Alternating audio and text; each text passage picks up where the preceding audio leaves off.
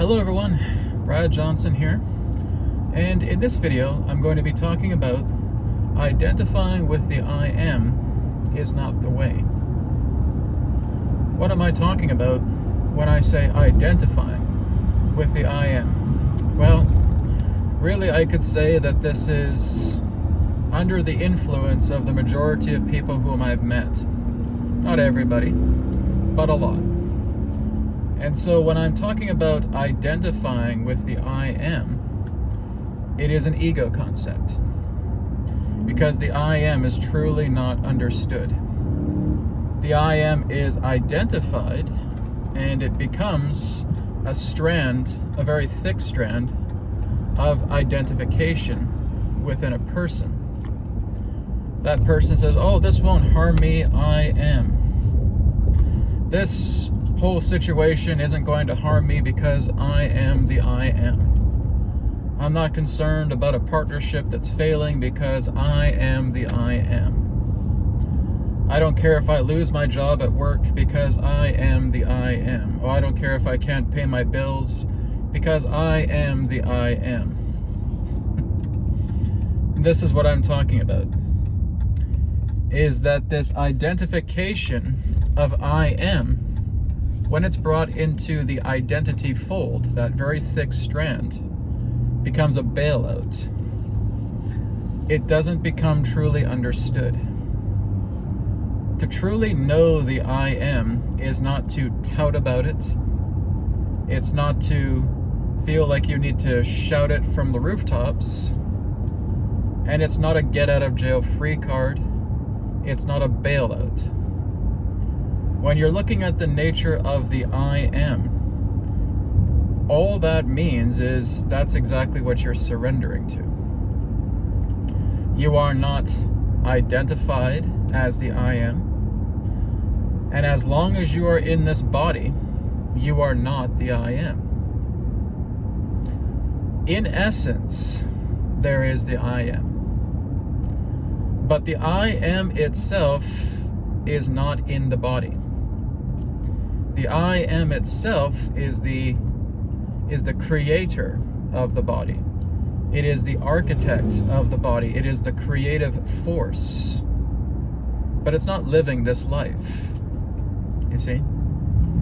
That's where people get misconstrued about the idea of the I am. Think, well, I am the I am, and this can't harm me because I am the I am, right? They take that which is truly infinite, because the I am is infinite, and they impose it upon themselves in their body, in their bodily manners, in their mental manners, in their emotional matters. And they think that that's what's going to bail them out, and then you start looking at this person and you feel that they're just sinking. They're like the Titanic, and they just keep sinking because they try to reaffirm the identification, that thick strand of the I am. As I said, the I am is only what you surrender to. It is not what you identify. It is not what you take on as an identification principle, because the I am is identityless. When you're looking at the infinite, because that's the nature of the I am, it has no identity, it has no form, it has no image, it has no color, it has no shape, it has no sound, it has no smell, it has no touch, it has no taste, it has nothing material. So how can you truly be an identity that you call the I am? You can't, right? We again get into that point of, besides I am, we say I am the infinite. In essence, that is correct. But again, what you're doing is you're trying to utilize the nature of the infinite, the nature of the I am, as an identification platform. And that's going to get you nowhere, right? This again is what I refer to as fast food spirituality, McDonald's spirituality. So many people have been taught this about the nature of the I am, putting it in a box and believing that that's your identity, right? I am God, I am the infinite, And you're only saying this as you're trying to bail out of a situation that you don't feel is worthy of your time, yet you're suffering from it. Okay? As I said, the I am, the infinite, spirit itself is only that which you surrender to. You are surrendering to spirit. You are coming into the center. You are letting that power of spirit coming into the center because you are a vessel of the I am. You are a vessel of spirit. You are a vessel of the infinite. And when the vessel is in alignment to the center, then you are able to receive the power of spirit to resolve everything pertaining to conflict that was created by man, that was created by woman, that was created by a human being. You see, you get yourself into these troubles, you get yourself into these problems and into these conflicts, and you think that is if you identify yourself as the I am, as infinite and as God, they go. They don't. I know this personally, right? Because I've tried all these things in the past about the idea of trying to identify as the I am, and you may feel good for a little bit of time. Afterwards, it comes back again. Because again, you're still leeching on to an identification that you feel is high and mighty, but it's not infinite because you're able to put a package on it. You're able to put a little stamp on it and say, hey guys, I am the I am. You might as well have that little badge that says, hello, my name is, and all you put is I am. Or you could have the little figure 8 infinity sign, right? And that becomes your identity. And that's not going to work because this physical body is not the I am. This vessel is not the I am. The I am is what you surrender to. The I am is what you are bending to. The I am is what you are giving, that everything that represents the goodness of your heart, right? You are coming into that, right? So when you are looking at the nature of the I am, you are a vessel of it. You are a body of it. Okay? You are a medium of the I am. But you are not the I am because you're still identifying yourself as a personality archetype. You are still identifying yourself with a name. You are still in a body. You are incarnate, right? You cannot deny that you are incarnate. I'm talking to a body. I'm talking to a person. I'm talking to a person who has been assigned a name. I am looking at that person right now. And a person who does not think they're incarnate says, oh, well, I guess I must be talking to a ghost. I guess this body has already perished. Right? And again, if we're trying to deny the nature that we're an incarnate, then that just becomes ignorance. And like I said, if you are trying to identify and wear that merit badge, that name badge of saying that I am the I am, this is just a type of ignorance. When you truly embrace the I am, it is because you are here. It's because you're in the center. All pain that is within you that you have identified with now starts to fall away because the strength of the center flows through you. Just as I've talked about many times about working with the breath, about working with the power of the Om vibration, about just listening to yourself, acknowledging where you are and saying, am I in center? Am I in the center? Oh, no, I'm not. No, I'm not. Okay. Forget about I am the I am, and I am the infinite, and I am God, and I am spirit, and all that. It's rubbish, right? And it's stuff that we have fallen for. It's the McDonald's Happy Meal spirituality plan. It's a program, okay? It's a falsity. And this is why I say that the identification of the I am is not the way, because you are identifying yourself as the infinite when the incarnate vessel has no recollection, no idea, no perception, no conception of what the infinite is. You cannot know the infinite. All you can do is surrender to it. All you can do is let it in and let it work with you. As Jesus once said, if we feel the wind upon ourselves right now, do we know where that wind came from? No. Do we know where that wind is going? No. That is what it is like to be born again of the Spirit, right? The Spirit is not something that you know where it is coming from, nor do you know where it is going. But we can feel it. That is a wonderful parable, and that's the truth. When you're here, you feel the wind. You do not know where the wind came from. You do not know where the wind is going, but you feel it, and it is here with you.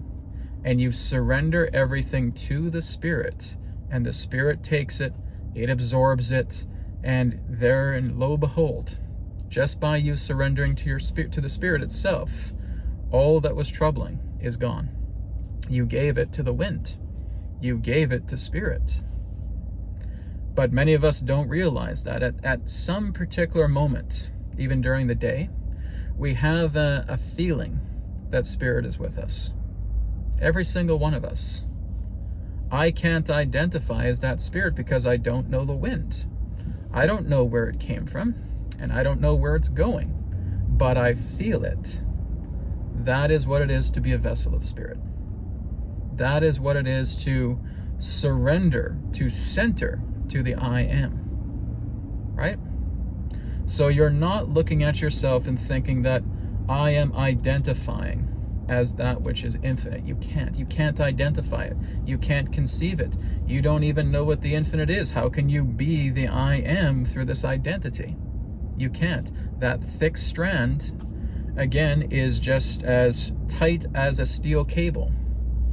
And it is deceiving you, believing that if I identify with the I am, all of my problems are gone. And that is the ego masquerading itself as the I am. So that is what we can call an ego masquerade. An ego masquerade will try to identify and create a name badge, and thinking that you are the I am, that you are God, that you are Spirit, right? And like I said, I've dabbled in that stuff in the past myself, constantly telling myself, oh, I'm God, I'm Spirit, I am the I am. And I would get into that mentality, and I would see if I could do releasing with that, and I couldn't. Something would go for a little bit of time, and then it would show back up again. And I said, no, I needed to reevaluate this. It's true, you cannot identify with the I am. You cannot wear it as a merit badge. You cannot put that name badge on your shirt and saying, hello, my name is I am. Okay?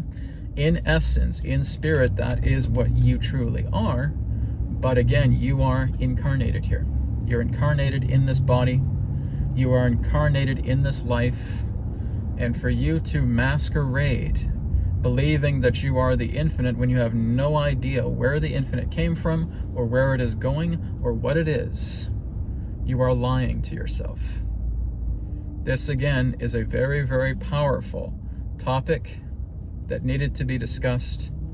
And like I said, the only way you will be working with the I am is when you're here. You are feeling the wind. You are not being the wind itself. You are not knowing where it comes from. You are not knowing where it is going. But to be born again of the Spirit is to let the Spirit be with you, to feel it, to feel the Spirit, to let the Spirit be upon you. Through the Spirit being upon you, you completely surrender everything. As you surrender everything, Spirit takes it, Spirit absorbs it, right? And now it becomes completely and totally taken from that nature that we know as the center of ourselves. That center is now prominent within our life. Everything that's skewed, everything that's out of alignment, everything that's conflicted, now harmonizes itself back into the center, right? It's just coming into the center. It's having that power of Spirit. It's feeling the wind and letting the wind work with you. And all it requires is the ability to surrender. The ability to surrender and no longer identify with every single problem that you have, right? The slim identity really is the key. There is a teacher on YouTube who goes by the name of Maharishika. And I don't agree with 100% of everything that she says, but there is something that she says that I find is actually quite profound. And what she says is that just see yourself with a slim identity, right? Here is your name, here is the mother that you were born through, and here is your birthplace. Right? So in my example, Brad Johnson, son of Joan, from Port Alberni, British Columbia, Canada. And just stick with that. That's your thin identity. Because you want something to anchor. You want something to have an imprint on what you are experiencing through this life. The body is a database. And if you neglect that database, you rob yourself of the opportunity to collect these experiences, to learn from them, rather than thinking that be the breath and then all of a sudden don't be the breath, or be the mind, then all of a sudden don't be the mind, or be aware of consciousness and then beyond the consciousness of the human form, right? You have nothing within you to anchor. There's no anchoring coming together. It's just the idea that you are hollow. You are simply this pure whatever, right? You may just be as hollow as a tube, right? Nothing's there. That's not the way, right? A lot of meditators, a lot of experts, a lot of teachers just talk about, I am not the mind, I am not the body.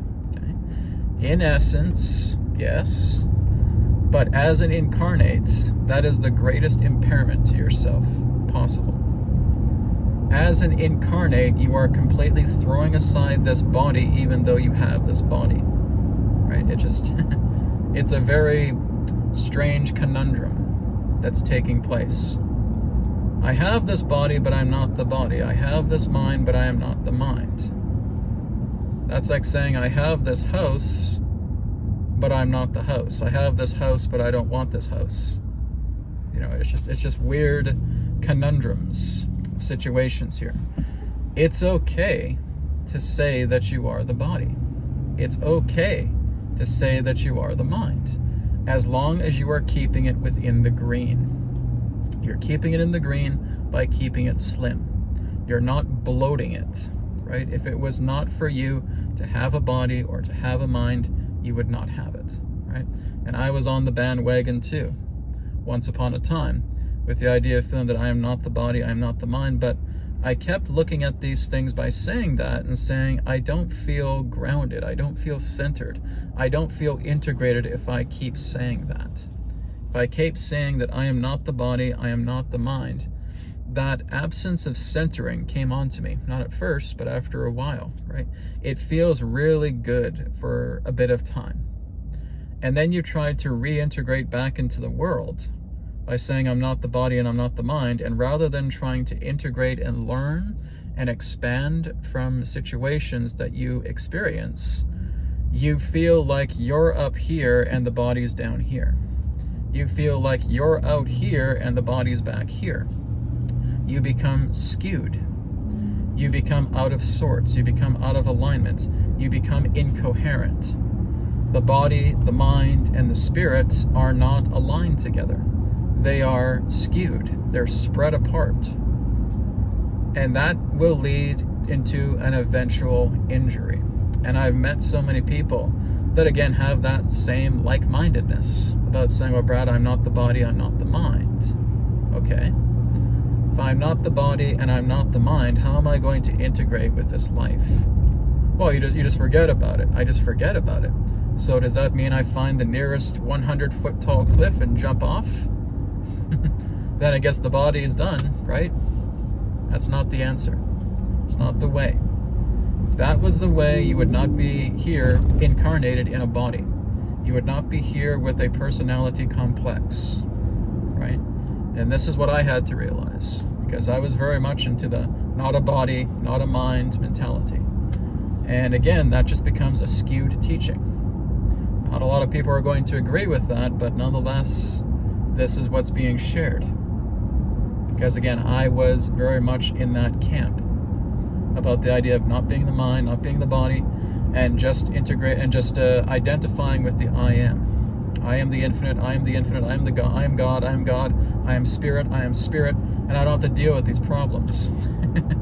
And these problems come back a short while afterwards. And more importantly than that, they become more intense than before, because you are not integrating with the body and the mind. And this is what I've been sharing now for about the past couple of years, is going into the idea of saying you have to integrate. You have to integrate into the body. You have to integrate into the mind. We're not bloating it. We're not feeling like we're just scooping up a whole bunch of extra identity that you don't need, and you're bloating it up, and then your head is as big as a hot air balloon. Okay? It's not about that. It's about the idea that just have the body and the mind principle within the grain.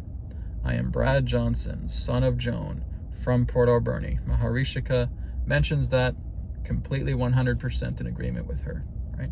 Like I said, I don't agree with everything she says, but that I certainly do.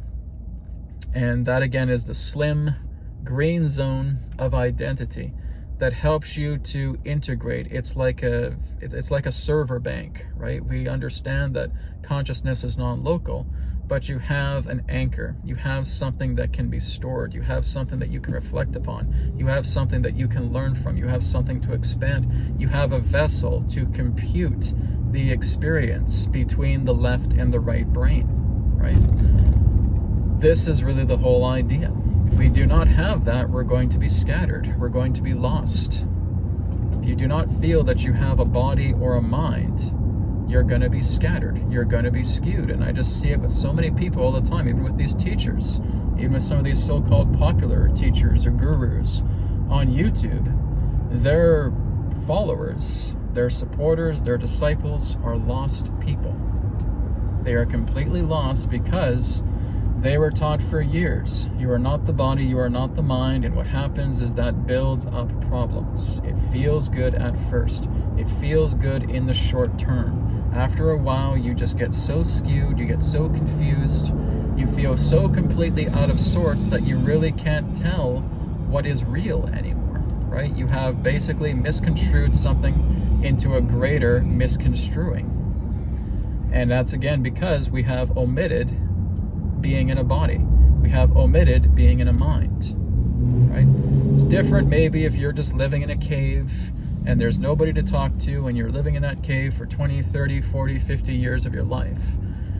But the majority of people on this planet are in a modern system, right? There's not millions of people going into the caves of the Himalayas with a rice bowl and alms and trying to basically just eat snow or dirt or whatever it is, right? And meditating for decades, right? If that was the case, maybe you could get away with the idea of I'm not the body, I'm not the mind for a bit longer. But that's not the key. And even with some of these people that do go off into the cave and they decide to come out into the world, it's a world they will not understand because they have completely let go of the idea of a body. They have completely let go of the idea of a mind. They really have no desires within themselves. There's nothing that they desire. There's nothing that they can relate to. They become completely and totally unrelatable, and you might as well be looking at an alien, right? And they want to try and integrate with the world. They want to try and help people, but they can't help because they have not integrated themselves back into the body. They have not integrated themselves back into the complex, the physical complex, the mental complex. They have not been able to integrate with that, and they're suffering greatly because they've missed the point. If it was not for you to be in a body with a personality complex of the mind, you would not be here. You would basically be spirit, omnipresent, omniscient, omnipotent. Yes, absolutely. That is the true nature of yourself in essence. In essence. It's a difference between incarnation and in essence. Incarnation is the physical. You are here on a planet. You are here in a vessel upon the earth, upon this body. You're a body upon a body. You have a personality complex. You have an engineering that has taken place. And it's about utilizing that engineering in the green zones so that you can utilize that to the best of your ability to understand the life incarnate. And if you cannot do that, if you fall for these misconstrued ideas and you omit the body and the mind principle, you are going to be lost. You are feeling that you do not have your bearings. You feel that you do not have ground, right? It's just like being hooked up to a bunch of voltage and there's no ground and you're just spending your days being electrocuted, right? the body needs you to acknowledge that the body is here. The mind needs you to acknowledge that the mind is here, because the body and the mind are support systems, right? And if you just go off flaunting off and thinking that the identity of the I am is going to save me, the identity of the I am is going to help me to get a jail free card pertaining to all my problems, you are going to be lost, you are going to be skewed. And a lot of people do that because they identify with their spiritual nature rather than just simply surrendering to it, right? There's a lot more I need to talk to about this on this channel, and I think I will do some follow-up videos. But rather than identifying with the I am, rather than chucking away the body and the mind, rather work with the body, work with the mind, keep it in the green, keep it as a slim identity, keep it as something that you can use to ground, that you can use to integrate, pertaining to everything that you have experienced here, and honor this support system that the body and the mind is. And rather than identifying with the I am, surrender to the I am, center, so that you can let the I am come to you and give it everything that you are ready to give up, so that the green zone within the body and the mind remains preserved, intact, and that there is that centeredness and balance with yourself through the body, the mind, and the spirit. Thank you so much for watching, and I'll speak to you again in another perspective of the now. Take care.